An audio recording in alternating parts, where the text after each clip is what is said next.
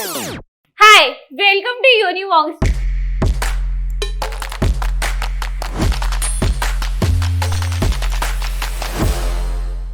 My name is Namra and I am your sociology educator. आइए करते हैं master से मोहब्बत। हमने क्या स्टार्ट कर दिया है? हमने चैप्टर 4 स्टार्ट कर दिया है। बहुत सारी क्लासेस मैंने इसकी करवा दी है। कोई भी क्लास मिस हो गई हो, do not need to worry, description box में आपको सारे लिंक्स मिल जाएंगे, ठीक है? आप देख लेना जाके, क्योंकि ये चैप्टर थोड़ा सा इंटरलिंक्ड है, मतलब सारे चैप्टर्स ही इंटरलिंक्ड होते हैं, ठीक है? बट ये थोड़ा सा चैप्टर इंटरलिंक्ड इसलिए है क्योंकि इसमें केस स्टडी वगैरह भी है, इसमें एक दो थिंकर्स के नाम भी है। और जब तक आपको समझ में नहीं आएगा कि हम सोशल और कल्चरल पर्सपेक्टिव क्यों देख रहे हैं मार्केट में इकोनॉमिकल पर्सपेक्टिव के अलावा, तो थोड़ा सा चैप्टर समझने में डिफिकल्टी होगी। कोई बात नहीं, ठीक है। अब हम क्या करते हैं, अब हम स्टार्ट करते हैं, केस स्टडी स्टार्ट करते हैं बस्तर डिस्ट्रिक्ट की। इसमें क्या था मैं आपको बताना स्टार्ट करती हूँ, ठीक है? So local food and agriculture produce in manufactured item such as bamboo and basket, ठीक है? तो बस्तर डिस्ट्रिक्ट है, यहाँ पे केस स्टडी हुई थी। और जो मैं आपको वीकली ट्राइबल मार्केट्स के बारे में बता रही थी, तो ये उसी का आगे का है। मिस हो गया है, लिंक्स में जाके वीडियोस देखना स्टार्ट कर दो, नहीं तो ये समझ में नहीं आएगा कि एकदम से हम बीच में मार्केट के या बैम्बू बास्केट्स की क्यों बात कर रहे हैं, ठीक है? तो लोकल फूड अवेलेबल होते हैं उन वीकली मार्केट में, ठीक है? कैसे कैसे होते हैं? बैम्बू बास्केट्स वगैरह होती हैं, फॉरेस्ट प्रोड्यूस होते हैं, टेमरिंड एंड ऑयल सीड्स होती है। In the market the buyers are mostly adivasis while the sellers are mainly caste Hindus, ठीक है? जो हम वीकली मार्केट की बात कर रहे हैं उसमें बायर्स कौन है, याद रखना है, बायर्स आदिवासी है। बताया था ना, हिली रीजन है, दूर दूर तक कम्युनिकेशन पॉसिबल नहीं था, कम्यूट पॉसिबल नहीं था, रोड्स खराब थे, ठीक है? और बहुत सारी ऐसी चीजें थी आउटसाइड मार्केट्स की जो लोकल एरियाज में अवेलेबल नहीं थी। आउटसाइडर्स आते थे, आउटसाइडर्स अपने साथ सामान लेकर आते थे, ठीक है? तो वो आउटसाइडर्स हिंदू क्यों है? यहाँ पे हिंदू का मतलब यहाँ पे ये नहीं है कि यहाँ पे हिंदू का मतलब रिलीजियस पर्सपेक्टिव नहीं है, क्योंकि हमने इंटीग्रेशन अप्रोच पढ़ी थी, फोर्सफुल इंटीग्रेशन अप्रोच पढ़ी थी ट्राइबल सोसाइटी के लिए, ट्राइबल वीकली मार्केट्स में, ठीक है? तो उसमें क्या था, ट्राइब्स को और क्या बोलते हैं, बैकवर्ड कास्ट हिंदू बोला था। किसने बोला था? जीएस घुर्रे ने बोला था, ठीक है? तो इस वजह से फोर्सफुल इंटीग्रेशन करवाना था, हिंदू सोसाइटी का पार्ट बनाना था। तो मोस्टली ट्रेडर्स होते थे, सेलर्स होते थे, वो कौन होते थे? इस वजह से वो हिंदूज होते थे। यहाँ पे रिलीजियस पर्सपेक्टिव नहीं है, यहाँ पे हम इंटीग्रेशन अप्रोच के थ्रू, इंटीग्रेशन पर्सपेक्टिव के थ्रू हमें देखना है कि यहाँ पे आउटसाइडर्स को हिंदूज क्यों बोला गया है, ठीक है? Adivasi earn cash from the sale of forest and agriculture produce. Adivasi को कैश कहाँ से मिलता था? जो उनके खुद छोटे छोटे से लोकल चीजें थी, थोड़े से फ्रूट्स एंड वेजिटेबल्स थे जो सिर्फ उनके एरिया में ग्रो होते थे, उनके लोकल एरिया में ग्रो होते थे, वो भी वहां पे बेचते थे, वहां से उन्हें कैश मिलता था। फिर वो उस कैश का क्या करते थे? वो उस कैश को they spend in the market mainly on low value trinkets and jewelry and consumption items such as manufactured clothes। तो आदिवासी जो ट्राइब्स थे वो उन कैश का क्या करते थे? वो उन कैश से और चीजें खरीदते थे। क्या क्या चीजें खरीदते थे? ट्रिंकेट्स खरीदते थे, ज्वेलरी खरीदते थे और मैन्युफैक्चर्ड क्लॉथ। मतलब मैंने आपको लास्ट क्लास में कॉलोनियल चेंजेस भी बता दिया था ना, वीकली मार्केट में क्या आई थी, जो भी इंडिया में कॉलोनियल एरा में जब ये मैन्युफैक्चर्ड क्लोथ, जीन्स, डेनिम और ये सारे कॉटन क्लोथ वगैरह हैंडलूम इंडस्ट्री को छोड़ के जब मैन्युफैक्चर्ड क्लोथ्स आने लगे थे, तो आदिवासी अपने जो उनके कैश होते थे, उनके कमाए हुए, खुद से कमाए हुए कैश होते थे, उससे वो क्या करते थे? उससे वो कपड़े भी खरीदते थे, ठीक है? उसके बाद क्या है, एल्फ्रेड गेल के बारे में हमें पढ़ना है। एल्फ्रेड गेल 1982। ये एल्फ्रेड गेल कौन है? एल्फ्रेड गेल एंथ्रोपोलॉजिस्ट है, इन्होंने धोराई विलेज के बारे में पढ़ा है। कंफ्यूज नहीं होना, धोराई विलेज क्या है, बस्तर डिस्ट्रिक्ट क्या है, मैंने आपको प्रीवियस क्लासेस में बता रखा है। केस स्टडी की बात चल रही है और ये केस स्टडी किसने की है? एल्फ्रेड गेल ने करी है। अगर आपसे यूटी में पूछा जाता है धोराई विलेज की या बस्तर डिस्ट्रिक्ट की केस स्टडी किसने की है, तो एल्फ्रेड गेल, नाम याद रखना है, पूछा जा सकता है, ठीक है? The center portion is occupied by the non-tribals। Alfred Gell क्या कह रहे हैं? जो सेंटर पोर्शन है, जो ट्राइब्स एरिया को जो सेंटर पोर्शन है, यहाँ पे सेंटर पोर्शन का मतलब ये नहीं है कि वो लोग बिल्कुल उनके घर के बीच में आके बैठ गए, नहीं, यहाँ पे सेंटर पोर्शन का मतलब है जितनी भी डिसीजन मेकिंग प्रोसेस है, इकोनॉमिकल, सोशल कल्चरल जितनी भी डिसीजन प्रोसेस है, डिसीजन जो ना लिए जा रहे हैं, लॉ मेकिंग हो रही है, सब कुछ हो रहा है ट्राइब्स के लिए, उसमें जो मेन पोर्शन है, जो मेन पार्टिसिपेशन के लो, हेड के लो, जिसके पास सारी कंट्रोल है, वो ट्राइब्स के पास नहीं है। वो किसके पास है? वो नॉन ट्राइबल्स के पास है। समझ में आ रहा है? मतलब आप ट्राइब्स के लिए ही रूल्स बना रहे हो, लॉज बना रहे हो, इकोनॉमिक, कल्चरल, सोशल, पॉलिटिकल सारे एस्पेक्ट के बारे में सोच रहे हो, बट ट्राइबल एरिया को रिप्रेजेंट करने के लिए उस डिसीजन मेकिंग प्रोसेस में कोई लोकली अवेलेबल ट्राइब्स नहीं होता। सारे डिसीजन मेकिंग कौन करता है? नॉन ट्राइबल्स करते हैं। ठीक है। रिच डीकूज, मैंने आपको बताया था रिच डीकूज का मतलब क्या होता है। जब मैं आपको ट्राइबल रिबेलियंस मूवमेंट्स के बारे में बता रही थी, कमेंट सेक्शन में बताइए रिच डीकूज क्या होता है। ठीक है। तो रिच डीकूज क्या करते हैं? Selling semi precious stones. जो रिच डीकूज है वो सेमी प्रीशियस स्टोन्स बेचते हैं। किसको? ट्राइब्स को बेचते हैं। बट उसमें भी डिफरेंशिएशन है, डिसइंटीग्रेशन है। ट्राइब्स को बेचते हैं but non middle class. Tribes में किसको बेचते हैं? नॉन मिडिल क्लास को बेचते हैं, सेकेंड लेवल मिडिल क्लास को बेचते हैं, पेरिफेरी ट्राइबल्स को बेचते हैं एंड लोअर कास्ट को बेचते हैं। अब मैं आपको यहाँ पे एक्सप्लेन करती हूँ इस लाइन का मतलब क्या है। जो रिच डीकूज है, जिसका मतलब आप मुझे कमेंट सेक्शन में बताने वाले हैं, ये कोई कास्ट या कम्युनिटी नहीं है। इसका मतलब क्या है? बहुत सिंपल है, कमेंट सेक्शन में जाके बताओ। ठीक है।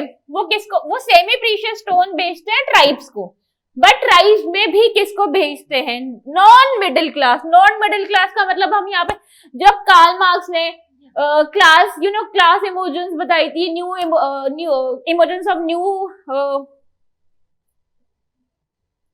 जब कार्ल मार्क्स ने क्लास के बारे में बताया था, emotions of new middle class के बारे में बताया था, ये उन्हीं क्लासेस की बात हो रही है। ठीक है। नॉन मिडिल क्लास हो गया, इसको हम अपर लेवल मिडिल क्लास भी कह सकते हैं, हाई क्लास भी कह सकते हैं। सेकंड लेवल मिडिल क्लास मतलब it's more like a middle class, एक तो हाई लेवल मिडिल क्लास हो गई। मिडिल क्लास में भी डिफरेंशिएशन हो जाता है। जब आप बिल्कुल पीजी लेवल के लिए बिल्कुल ही कार्ल मार्क्स पढ़ेंगे, बिल्कुल ही डीप पढ़ाएंगे, उसमें हम पढ़ेंगे कि क्लास में कितने डिफरेंशिएशन होते हैं। ठीक है। मिडिल क्लास में भी high middle class, lower middle class. ठीक है। सेकंड लेवल मिडिल क्लास की बात हो रही है। Periphery tribals. पेरिफेरी ट्राइबल्स वो जो बहुत दूर दूर रहते थे, बाउंड्रीज पे रहते थे, वीकली मार्केट से भी दूर रहते थे, जो बिल्कुल सरल भाषा में बोले तो बिल्कुल फॉरेस्ट के अंदर रहते थे, बहुत दूर दूर रहते थे। ठीक है। पेरिफेरी ट्राइबल्स हो गए ना। Lower caste. लोअर कास्ट का मतलब यहाँ पे रिलीजियस पर्सपेक्टिव नहीं है। इस लोअर कास्ट में जिनके पास ज्यादा पैसा होता था ना, जो lower caste but high class, जिनके पास ज्यादा पैसा होता था, उनको भी बेचते थे। ये नहीं कि रिच डीकूज आ रहे हैं, वो आते ही सबको बेच रहे हैं। यहाँ पे भी बहुत ज्यादा नॉट स्पेसिफिकली अनटचेबिलिटी पर्स है, यहाँ पे भी बहुत ज्यादा डिफरेंशिएशन होता था, डिस्क्रिमिनेशन होता था। Discrimination is the right word है। तो यहाँ पे भी बहुत ज्यादा डिस्क्रिमिनेशन करते थे। ठीक है। Even the interaction between the tribals and non tribal traders are different. जो इंटरैक्शन होता है ट्राइबल्स में और नॉन ट्राइबल्स में, वो भी डिफरेंट होता है। ठीक है। मैं बताती हूँ उसका मतलब, पहले पूरा रीड आउट करते हैं। From those between Hindus of the same community they express hierarchy and social distance rather than social equality. ठीक है। जो ये हिंदू कम्युनिटी आती है, मैं बार बार कह रही हूँ, यहाँ पे हिंदू कम्युनिटी का मतलब सोशल रिलीजियस पर्सपेक्टिव नहीं है। यहाँ पे हिंदूज का मतलब, हिंदू कम्युनिटी का मतलब हमें इंटीग्रेशन पर्सपेक्टिव से देखना है कि हमने स्पेसिफिकली हिंदू कम्युनिटी का नाम क्यों लिया। यहाँ पे हम रिलीजियस पर्सपेक्टिव को आके भूल नहीं जाएंगे कि हम मार्केट के बारे में पढ़ रहे हैं, इसमें हम कास्ट के बारे में नहीं पढ़ रहे। ठीक है। हिंदू कम्युनिटी से आपको ये याद रखना है। ठीक है। तो हिंदू कम्युनिटी क्या करते थे? तो वो इंटरैक्शन करते थे, और इंटरैक्शन का मतलब है यहाँ पे ट्रांजैक्शन हो गया, ट्रेडिंग, सेलिंग, ये सारी हो गई। वो हर किसी के साथ नहीं कर लेते, वो मोस्टली वीकली मार्केट्स में आके, ट्राइबल एरियाज में भी आके हिंदू कम्युनिटीज के साथ ही करते थे। There are certain groups those who were associated those who could be counted under the Hindu community, वो उन लोगों के साथ करते थे। और नॉन ट्राइबल जो ट्राइब्स के साथ वो इंटरैक्शन करते थे, उसमें से भी ना पैसे ज्यादा होना चाहिए, social status comparatively than the other tribes अच्छा होना चाहिए। तो आप समझ रहे हैं। आपके पास, मैं आपको समझाती हूँ, आपके पास एक दुकान है, वहां पे कोई सामान लेने आया, अब उससे पहले ये थोड़ी ना पूछेंगे भैया आपका बैंक बैलेंस क्या है, भैया आपका सोशल स्टेटस क्या है, आपका लाइफस्टाइल क्या है, आप कौन सी कास्ट से बिलोंग करते हो, कौन सी क्लास से बिलोंग करते हो। हम सब ये नहीं पूछते ना, हम लोग जब शॉपिंग करने जाते हैं हमसे भी कोई ये नहीं पूछता ना। But in weekly tribal market में ये बहुत ज्यादा रेलेवेंस रखता था। आपकी कास्ट क्या है, आपकी क्लास क्या है, कौन सी कम्युनिटी से हो, कौन सी ग्रुप से हो, सोशल स्टेटस क्या है, लाइफस्टाइल क्या है। तो वहां पे भी हर कोई जाके ट्रांजैक्शन, ट्रेडिंग, सेलिंग ये सब नहीं कर लेता था। ठीक है, समझ में आ रहा है इतना इतना? चलो ठीक है, आगे देखते हैं। हमने 2 टाइप्स ऑफ मार्केट बताई थी। एक बताई थी वीकली मार्केट, दूसरा है कास्ट बेस्ड मार्केट। अब ये कास्ट बेस्ड मार्केट क्या है ये मैं आपको पढ़ाना स्टार्ट करती हूँ। ठीक है, caste based market and trading networks in pre colonial and colonial India. ठीक है, हम इस कास्ट बेस्ड मार्केट को 2 पार्ट में पढ़ेंगे, एक प्री कॉलोनियल इंडिया का पढ़ेंगे, एक कॉलोनियल इंडिया का पढ़ेंगे। ठीक है, तो प्री कॉलोनियल इंडिया, पहले हम प्री कॉलोनियल से स्टार्ट करते हैं। Obviously pre colonial India assume that ancient, पहले मैं इसको रीड आउट कर देती क्योंकि ये बहुत इंटरेस्टिंग फैक्ट है, नॉट फैक्ट, इंटरेस्टिंग लाइन है, इंटरेस्टिंग स्टेटमेंट है। Assume that ancient village communities in India were relatively self-sufficient and that their economies were organized primarily on the basis of non-market exchange system. जब हम modern economy पढ़ते हैं ना, जब हम modern societies की बात करते हैं और जब हम specifically in the context of Indian society, हम भूल जाते हैं इंडिया पहले से ही सेल्फ सफिशिएंट था। जो हड़प्पन सिविलाइजेशन और जितनी भी सिविलाइजेशन हड़प्पा के बाद अवेलेबल थी before the arrival of colonials India, हमारे पास जो ट्रेडिंग सिस्टम था, हमारे पास जो ये मर्चेंट सिस्टम, ट्रेडिंग सिस्टम था, ये सेल्फ सफिशिएंट था। इंडिया के पास इतनी ज्यादा स्पाइसेस थे इतने ज्यादा खुद के स्पाइसेस और क्लॉथ मटेरियल, फ्रूट्स, वेजिटेबल्स, सब कुछ इतने ज्यादा अवेलेबल थे। इस वजह से ही तो ब्रिटिशर्स आए थे ना। ये सारी आपको हिस्ट्री क्लास में पद्मा मैम पढ़ा देंगी, मैं आपको सोशली समझा देती हूँ। पद्मा मैम हिस्ट्री बहुत अच्छा पढ़ाती हैं। आपको कोई भी डाउट हो, कॉन्टैक्ट हर, कॉन्टैक्ट यूनिमॉन्क्स। यहाँ पे आपको मनीष सर मिलेंगे, यहाँ पे आपको जीके के लिए, रीजनिंग के लिए विनायक सर मिलेंगे, आयुष सर मिलेंगे, सोनल मैम मिलेगी और जेपी सर मिलेंगे हिंदी और हिस्ट्री के लिए। We all are here for you, you just have to start studying. पढ़ना बहुत इंटरेस्टिंग है, बोर्ड्स के लिए भी पढ़ा रही है, सीयूटी के लिए भी पढ़ा रही है। You just have to start studying and reach out to us. ठीक है, तो मैं आपको basically socially, since I am teaching sociology, तो मैं आपको सोशल पर्सपेक्टिव बता देती हूँ मार्केट का। ठीक है, मैं क्या बोल रही थी, मैं ये बोल रही थी इंडिया सेल्फ सफिशिएंट था, बट ये मॉडर्न कैपिटलिस्ट, मॉडर्न इकोनॉमी में इस बात को रेलेवेंस ही नहीं देते, वो भूल जाते हैं। वो कहते हैं ठीक है, there are many group, many people out there, those who are like कि हमारे पास जितना भी टेक्नोलॉजी, पहले मैं लाइन बोलती हूँ, जितना भी एडवांसमेंट आई है, ये मनी एक्सचेंज वगैरह आई है ब्रिटिशर्स के आने के बाद आई है। That is true. अगर उन्होंने गलत किया है, बहुत ज्यादा गलत किया, तो थोड़ा सा अच्छा भी किया है कॉलोनाइजर्स ने हमारे पास, but that doesn't change the fact कि उनके आने से पहले भी हम सेल्फ सफिशिएंट थे, है ना भाई? ठीक है, तो आगे बढ़ते हैं। Various kinds of non-market exchange systems such as jajmani system did exist in many villages and regions. Jajmani system क्या होता है मैं अभी बढ़ाती हूँ, पहले मैं ये कंप्लीट कर दूं। ठीक है,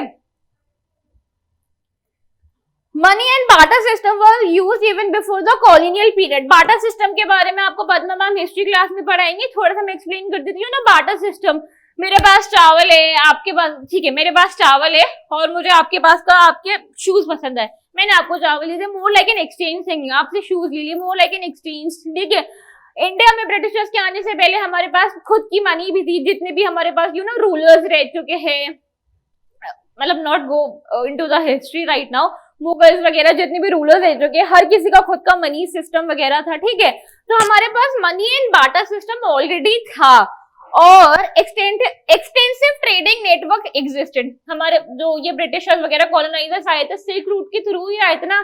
this a whole concept of silk route and पूरा हिस्ट्री में आप अच्छे से पढ़ लीजिएगा। ठीक है, तो हमारे पास जो एक्सटेंसिव ट्रेडिंग नेटवर्क था वो ऑलरेडी था, ब्रिटिशर्स ने आगे ये नहीं बनाया था। इनफैक्ट ब्रिटिशर्स ये स्पाइसेस, ये हमारे पास जितनी भी सर्विसेज, गुड्स थे, ये यही तो लेने आए थे ना ultimately. That's why they stayed for a very very long time. ठीक है, चलिए कोई बात नहीं।